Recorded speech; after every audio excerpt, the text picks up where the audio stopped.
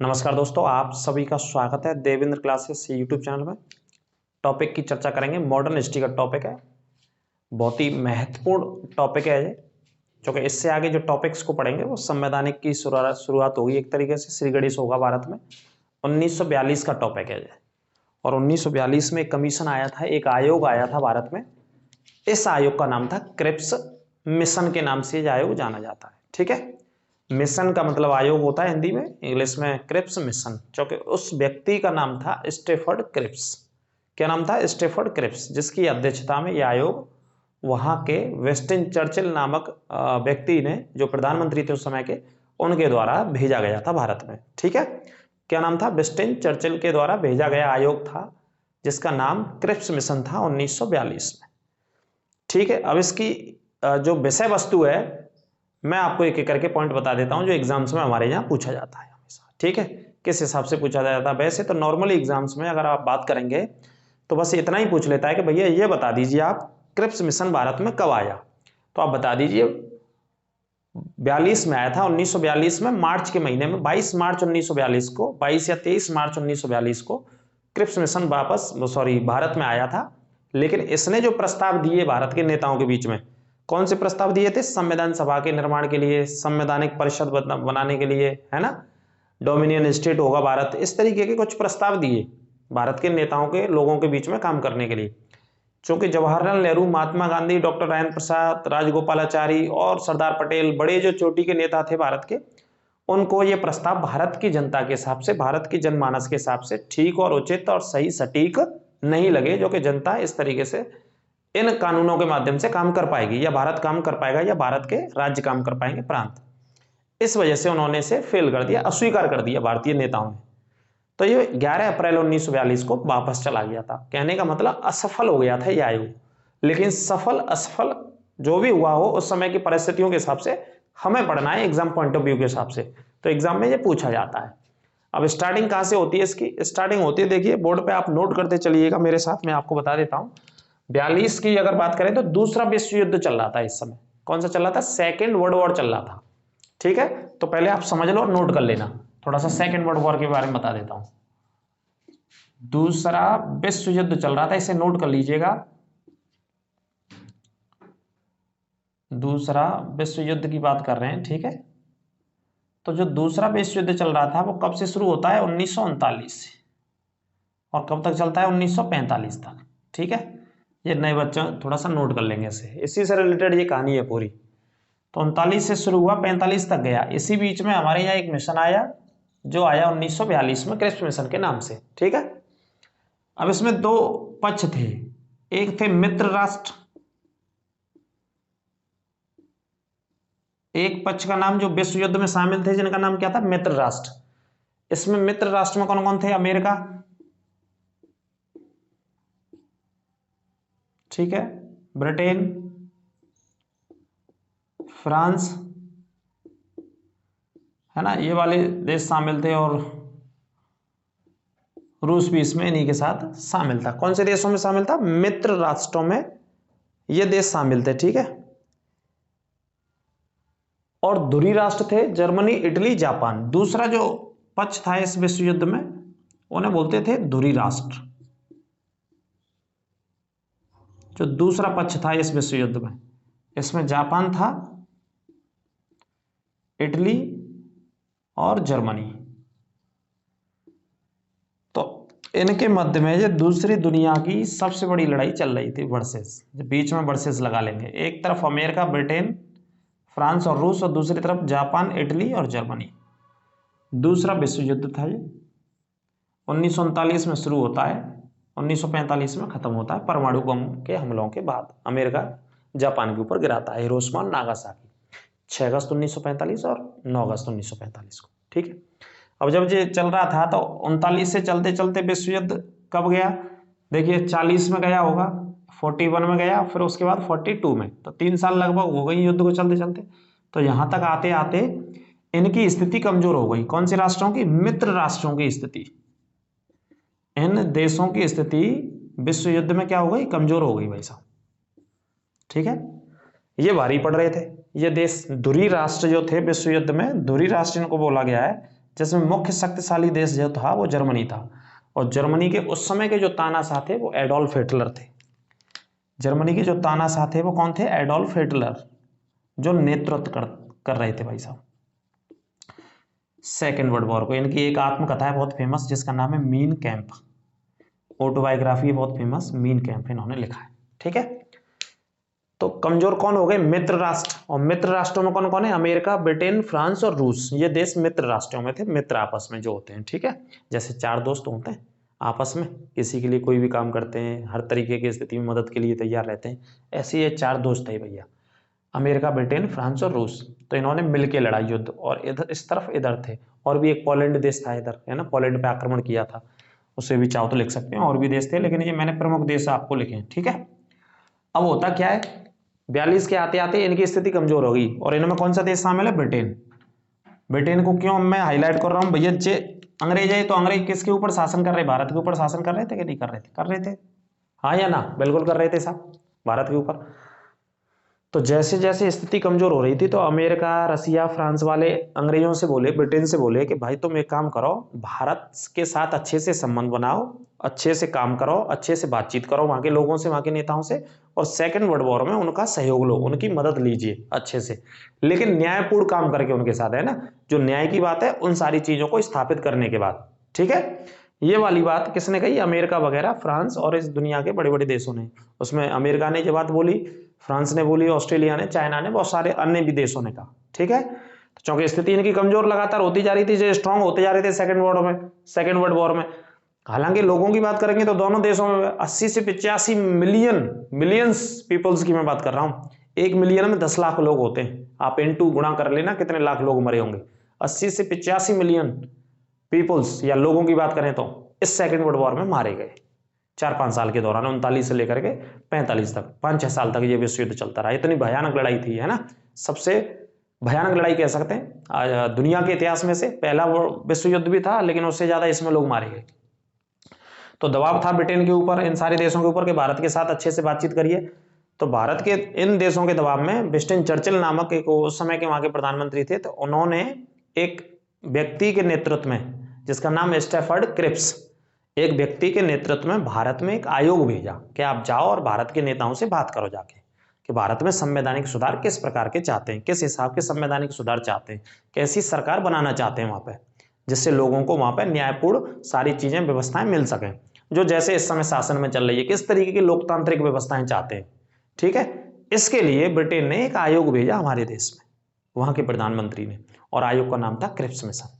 ठीक है, क्या नाम था? क्रिप्स मिशन आयोग का नाम था भाई साहब। 1942 में आता है, इसे नोट कर लेना बहुत अच्छे से, और उसे भी नोट कर लेना, ये आपके काम आ जाएगा।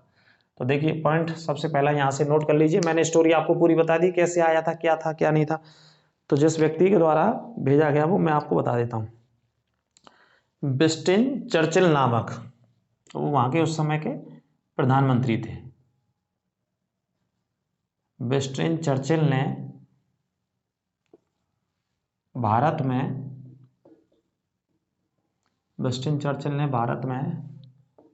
मार्च 1942, नोट करते रहिएगा, मार्च 1942 में क्रिप्स मिशन भेजा था। अब मैंने आपको बता दिया क्रिप्स मिशन क्यों भेजा, अंडरलाइन कर लेना। कब आया? मार्च के महीने में, वर्ष 1942 में। किस लिए भेजा?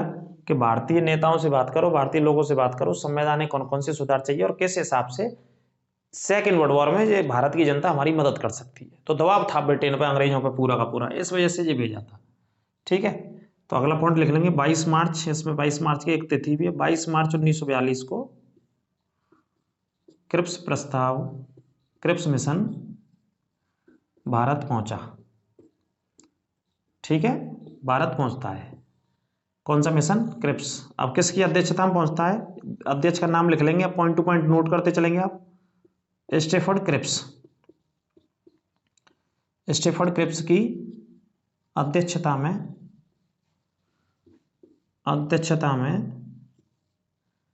यह मिशन भारत आया। कौन सा मिशन? क्रिप्स मिशन भारत आया था। ठीक है, स्टैफर्ड क्रिप्स की। अब इन्होंने यहां करके प्रस्तावों की घोषणा करी। किसने प्रस्तावों की घोषणा करी आपके?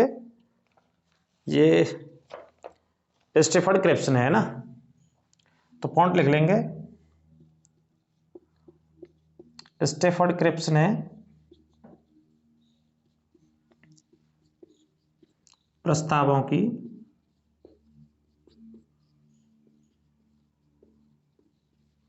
घोषणा कर दी थी, कर दी है ना। क्रिप्स मिशन की जो प्रस्ताव थे उसके प्रस्तावों की घोषणा कर दी भाई साहब। ठीक है, आगे बात करते हैं कि प्रस्ताव क्या क्या थे। ये डेटा अंडरलाइन कर लेना, अच्छे से याद रखना इसको, क्या क्या प्रस्ताव थे। इन प्रस्तावों की बात करते हैं अब। तो प्रस्ताव इधर से लिख लेंगे, नीचे से लिखना शुरू करेंगे। चलो पहला बताता हूं, डोमिनियन स्टेट का दर्जा देंगे। पहला पॉइंट क्रिप्स मिशन ने रखा कि भारत को डोमिनियन, एक शब्द है ये डोमिनियन स्टेट, अच्छे से लिख लेना, डोमिनियन स्टेट का दर्जा दिया जाएगा। ठीक है, डोमिनियन स्टेट का मतलब है कि भारत को डोमिनियन स्टेट का दर्जा दे दिया जाएगा, स्वतंत्रता का दर्जा दे दिया जाएगा एक तरीके से। लेकिन फिर भी बहुत सारी शक्तियों पे, बहुत सारे जो कार्य होंगे कंट्रोल किसके में होंगे? गवर्नर जनरल के में। मतलब आप स्वतंत्र हैं लेकिन हमारा आदेश है वो आपको मानना पड़ेगा। तो काहे बात की स्वतंत्र है भैया? काहे के स्वतंत्र है? कोई स्वतंत्र नहीं है, कोई स्वतंत्रता नहीं है इस तरीके की। ठीक है, डोमिनियन स्टेट वैसी लॉलीपॉप दे देते ब्रिटिश सरकार वाले, अंग्रेज आगे, है ना। वो बेवकूफ समझे थे भारतीयों को, लेकिन भारतीय उनसे ज्यादा पढ़े थे और उनके देश में पढ़ गया और वहां पर ही शासन किए, वहां पे सांसद भी बने हमारे भारत के। ठीक है, तो भारत की जमीन से, धरासे भूमि से एक महान व्यक्तित्व निकले। तो भारतीय लोगों ने अस्वीकार कर दिया कि भाई डोमिनियन स्टेट का मतलब क्या है, स्वतंत्रता का मतलब क्या है, पूर्ण राज्य का दर्जा है। इसका मतलब होता है पूर्ण राज्य का दर्जा, पूर्ण राज्य का दर्जा आपको दे दिया। लेकिन शासन की जो शक्तियां होंगी वो गवर्नर जनरल ये भी कर रहा होगा, तो कोई मतलब नहीं डोमिनियन स्टेट का। समझ गए आप? ये वाली चीज थी एक उनकी।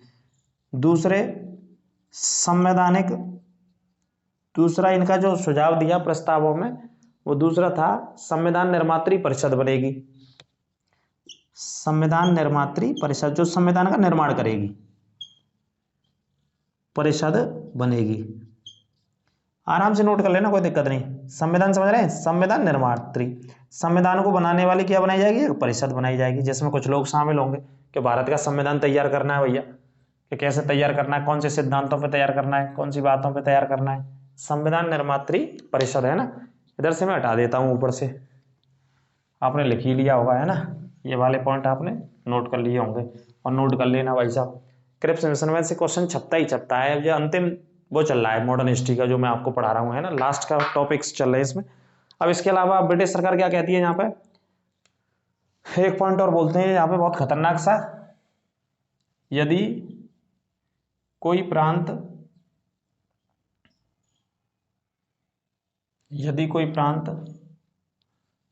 भारत के संविधान को अपनाना चाहें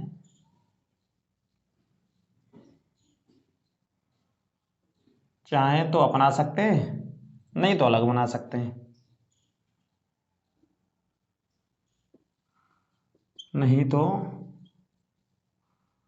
अलग बना सकते हैं। ये क्या मतलब हो गया इनका? कोई मतलब नहीं इस बात का। ये भी एक मुद्दा रखा इन्होंने। मतलब जो संविधान बन के तैयार होगा, जो परिषद बनाएगी, भारत का संविधान बनवाएंगे, उसमें चाहें तो भारत के राज्य शामिल हो जाए कि भैया संवैधानिक चीजें ठीक है हम अपने राज्यों में, प्रांतों में लागू कर रहे हैं। चूंकि अलग अलग रियासतें थी, आपको पता है 562 रियासतें थी हमारी, तीनों को मिलाएंगे तो 565 थी टोटल। वैसे 565 रियासतें थी। मान लो बहुत सारे राज्य नहीं चाह रहे हैं तो वो तो अलग संविधान बनाएंगे। तो फिर राष्ट्र कैसे रहेगा एक? तो देश एक कैसे रहेगा? संघ कैसे बनेगा?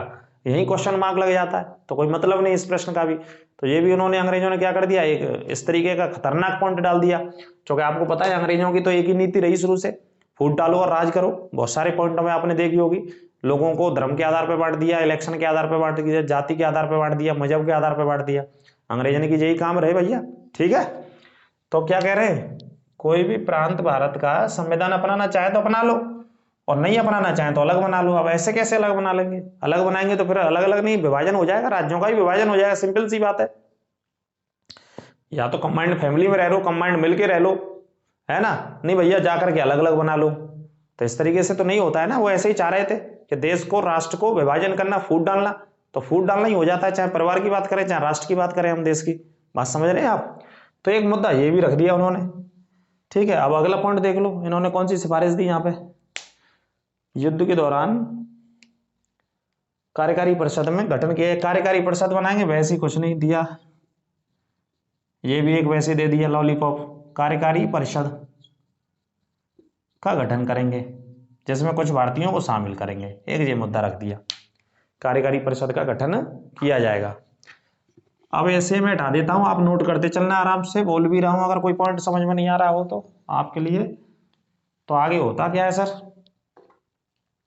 आगे ये होता है इसमें कि इन प्रस्तावों को, क्रिप्स प्रस्तावों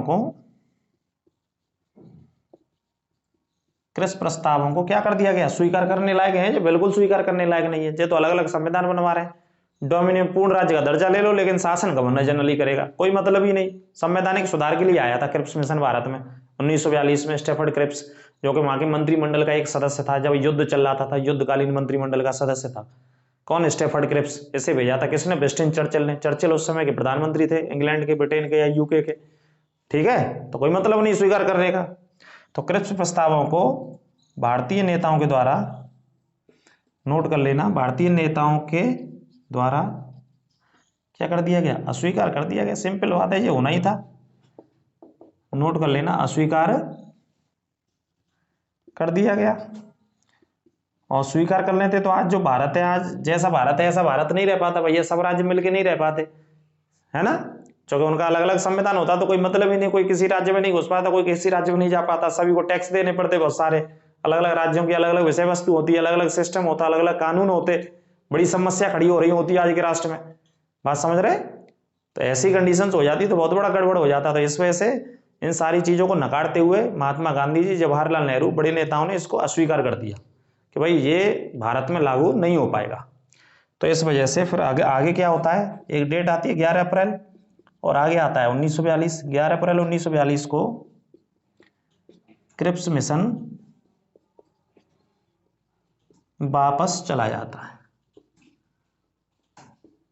ठीक है, वापस चला ही जाएगा और क्या करेगा भाई, भारत में तो ही रहना है, फेल हो गया तो। कब चला जाता है, 11 अप्रैल 1942 को। क्रिप्स मिशन वाले लोग कहाँ चले गए, वापस इंग्लैंड चले गए साहब। और कौन चले गए वापस, स्टेफर्ड क्रिप्स, ये आया था मुख्य अध्यक्षता में सारे प्रस्तावों को लेकर के। तो कोई मांग इसकी मानने लायक नहीं थे, खामखा की फालतू मांगे दे दी थी इसने, है ना, जो कि भारतीय जनमानस में, भारतीय लोगों के हित में, जो फंडामेंटल राइट्स मिलने चाहिए, जो मौलिक अधिकार मिलने चाहिए भारतीय लोगों को, ऐसा अंग्रेज देना ही नहीं चाह रहे थे। वो तो फूट डालना चाह रहे थे कि बनाओ भैया अलग अलग संविधान, जिससे कि हम तुम पे जीवन भर शासन करते रहे, है ना। तो ऐसे हमारे नेता भाई ऊपर तक पहुंचे हुए। महात्मा गांधी जी का इससे पहले अंतर्राष्ट्रीय स्तर पर कितना नाम था, दक्षिण अफ्रीका में 21 साल तक वो संघर्ष करके आए। नस्ल भेद का जो आरोप लगता था, श्वेत अश्वेत का जो आंदोलन था, मूवमेंट था, वहां पे काले और गोरे का जो मूवमेंट था, उसमें सफलतापूर्वक हासिल करके आए। नेल्सन मंडेला जो प्रभावित हुए गांधी जी से, और तकरीबन 20 से 21 साल वहां की जेलों में भी बंद रहे अलग अलग। गांधी जी तो इंडिया आ गए, लेकिन वो उन्होंने मूवमेंट को आगे बढ़ाया और बाद में राष्ट्रपति भी बने। उनको भारत रत्न भी दिया गया भारत सरकार के द्वारा विदेशी के तौर पर, नेल्सन मंडेला। और एक अब्दुल गफ्फार खान को दिया गया, जो कि पाकिस्तान के अविभाजित भारत के थे, बाद में पाकिस्तान चले गए थे वो, है ना। तो कहने का मतलब है गांधी जी का अंतर्राष्ट्रीय स्तर पर ख्याति थी। सुभाष चंद्र बोस जैसे नेता हमारे देश के अंदर, है ना, बहुत सारे नेता थे, महान नेता थे, महान व्यक्तित्व थे। तो उन्होंने क्या कर दिया, वापस कर दिया कि भाई इस तरीके का सेटअप या ढांचा या व्यवस्था या परिस्थिति नहीं हो पाएगी इस मिशन के साथ भारत के लोगों में, है ना। क्योंकि भारत को हमेशा ये तोड़ने की बात कर रहे थे ब्रिटिश सरकार या अंग्रेज। जब वापस चला गया तो असफल हो गया। इसी की असफलता के बाद भारत में एक सबसे बड़ा आंदोलन शुरू होता है भारत की आजादी के लिए। एक तो सबसे बड़ी क्रांति जो थी वो 1857 की लड़ाई थी, जो भारत को आजाद करने के लिए पहली लड़ाई लड़ी गई 1857 की। तब से ब्रिटिश सरकार हमारे ऊपर शासन कर रही थी। यदि देखो अंग्रेजों के शासन की बात कर रहे हैं तो अंग्रेज सबसे पहले 1600 में आए। वर्ष 1600 में ईस्ट इंडिया कंपनी की स्थापना हुई। कहाँ पे, लंदन में स्थापना हुई थी। उसके बाद ईस्ट इंडिया कंपनी भारत में आती है, कुछ 15-16 लोगों के साथ व्यापार के लिए, कुछ समय के लिए व्यापार करने के लिए आए थे। जो कुछ साल का इसको एग्रीमेंट दिया गया था, बस भारत में व्यापार करना है। क्या करना है, व्यापार।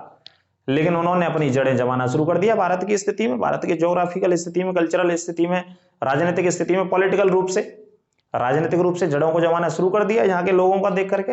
यहाँ उन्होंने देख लिया कि एक राजा दूसरे राजा से कोई मतलब नहीं रखता है, एक राज्य दूसरे राज्य से कोई मतलब नहीं रखता है, एक रियासत का व्यक्ति दूसरी रियासत से कोई मतलब नहीं रखता है। यदि हम पूरी ताकत के साथ, सैन्य क्षमता के साथ अटैक करेंगे, आक्रमण करेंगे, तो हम ले सकते हैं इस राज्यों को। तो इसी पॉलिसी के साथ उन्होंने काम किया और कुछ लोगों को लालच दे करके अपनी तरफ किया। उसके बहुत सारे उदाहरण मिलेंगे हमारी देश की आज़ादी की इतिहास की लड़ाई में। जैसे प्लासी की लड़ाई 1757 में हुई थी, बंगाल में हुई थी। प्लासी नदिया नामक जिला है, वहां पर गंगा नदी फ्लो करती है, बहती है, वहां पर हुई थी। एक प्लास नामक जगह है, गांव है, वहां पर ये लड़ाई हुई थी। तो नवाब सिराजुद्दौला, जो कि बंगाल के इतिहास में सबसे शक्तिशाली नवाब था, वो कभी हार नहीं सकता था यदि बात करें उसकी सेना की, उसकी ताकत की, उसकी क्षमता की, उसकी पावर की, सैन्य क्षमता की। लेकिन उसको हरवा दिया उसी के एक व्यक्ति ने, अंग्रेजों की तरफ मिल गया। तो अंग्रेजों ने ये भी पॉलिसी करी, ऐसी कूटनीति करी, इसी डिप्लोमेसी के माध्यम से अंग्रेज चाहते थे भारत में हमेशा शासन करना, और शासन किए भी बहुत समय तक, 1947 तक। लेकिन यहाँ पे अस्वीकार कर दिया कि ये नहीं चलेगा भाई साहब, नहीं चलेगा। तो आगे देखो, 2 कमेंट और हैं, एक पॉइंट आते हैं। महात्मा गांधी जी ने क्रिप्स मिशन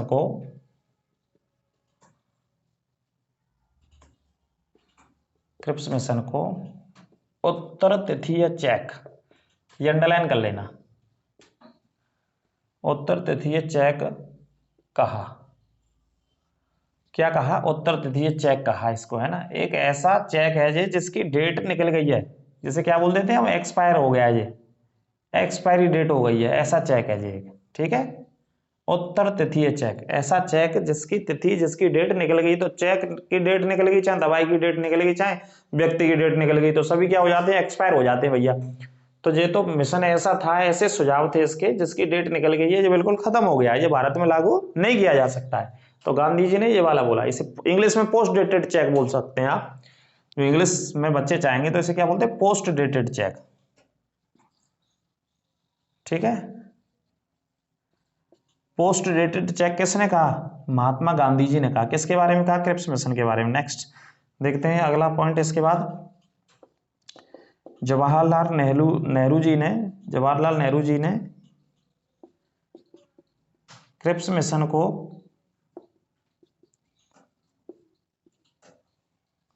कहा, यह एक ऐसा बैंक है,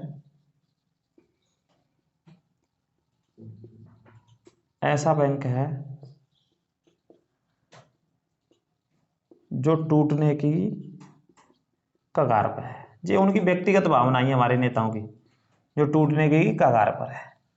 किसने बोली ये लाइन? जवाहरलाल नेहरू जी ने बोली। भाई साहब नोट कर लेना, अंडरलाइन करना। जवाहरलाल नेहरू जी ने क्या बोला क्रिप्स मिशन के बारे में?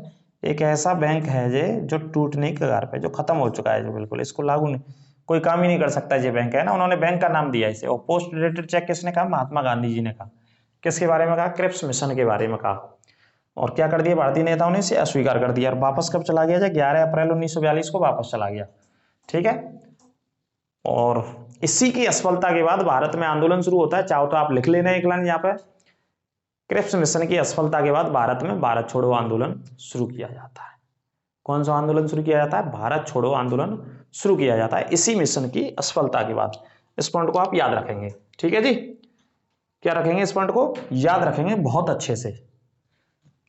भारत छोड़ो आंदोलन पढ़ेंगे, जो कि भारत का सबसे बड़ा आंदोलन मैंने आपको पढ़ा दिया है। 14 जुलाई से लेकर के 8 या 9 अगस्त 1942 तक ये चलता है और आगे जाता है। और बहुत बड़े स्तर पर पूरे देश के अलग अलग राज्यों में, भारत के अलग अलग हिस्सों में, महाराष्ट्र बॉम्बे से शुरू होकर के नॉर्थ इंडिया के अलग अलग हिस्सों में यह आंदोलन अपनी गति पकड़ता है ना। तो सबसे बड़ा आंदोलन इसे माना जाता है, क्रांति को माना जाता है 1857 की भारत की आजादी में इनका महत्वपूर्ण स्थान है। और सबसे ज्यादा कॉम्पिटिशन एग्जाम में बात करें तो मॉडर्न हिस्ट्री इसी पार्ट से सबसे ज्यादा आते हैं। हिस्ट्री में आप पेपर उठा के देखोगे तो भैया ये पूरा पढ़ते रहना, प्लेलिस्ट बनी हुई है, आराम से प्लेलिस्ट में जाएं और कोई भी टॉपिक निकाल के देखें, अच्छे से पढ़ाया हुआ है, बहुत अच्छे से समझा हुआ है। और जो भी अगर नहीं समझ में आया तो आप कमेंट बॉक्स के माध्यम से कमेंट करके बता सकते हैं कि कहाँ पे कोई कमी रही। उस क्लास को भी हम अपलोड करेंगे पढ़ा करके और आपके सामने जारी रखेंगे उस चीज को। ठीक है, तो अगले टॉपिक में अगली क्लास में फिर मिलेंगे। क्रिप्स मिशन को पढ़िएगा अच्छे से, स्वस्थ रहिए, खुश रहिए और चैनल को सब्सक्राइब करते रहिए जितना भी कर सके, जितना भी सोशल मीडिया पे आप इसके बारे में अपने मित्रों के दोस्तों के साथ शेयर कर सकते हैं। नमस्कार।